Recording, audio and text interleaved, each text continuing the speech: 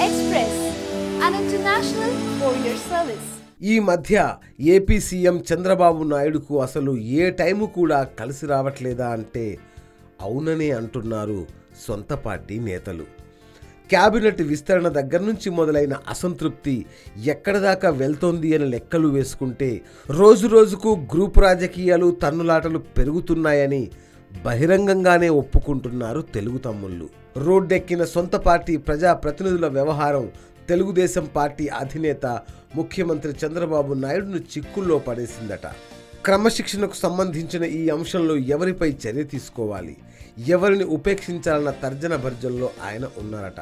గత 2 రోజుల్లో జరిగిన వరుస పరిణామాలు పార్టీ అధినాయకత్వానికి అగ్ని పరీక్షగా మారాయి.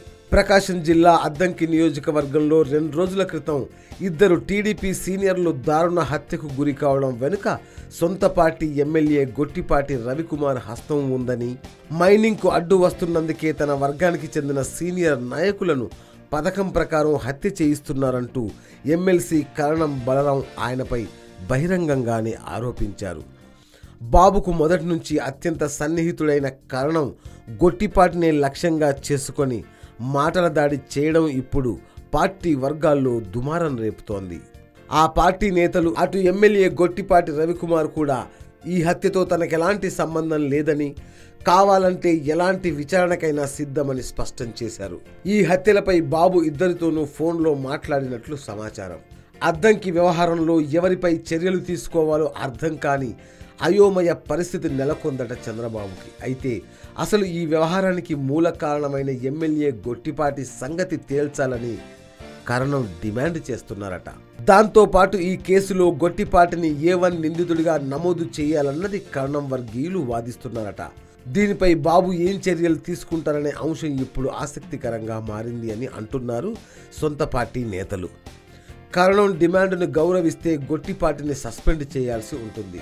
దానివల్ల పార్టీ ఫిరాయించి వచ్చిన 21 మంది వైకాపా ఎమ్మెల్యేలకు రాజకీయ రక్షణ ఉండదన్న సంకేతాలు పంపినట్లవుతుంది. ఒకవేళ బలరాం డిమాండ్ను పట్టించుకోకపోతే పార్టీ కార్యకర్తలను చంపిన వ్యవహారంలో నాయకత్వం ఉదాసీనంగా వ్యవహరిస్తుందనే సంకేతాలు వెళతాయి.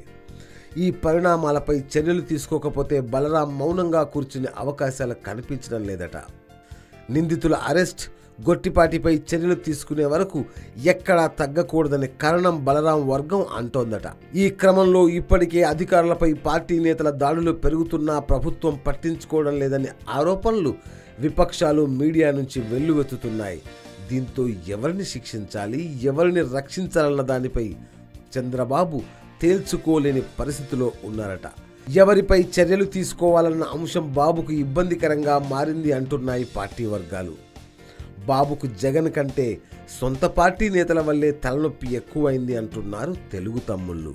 Yo-yo news, Amaravati.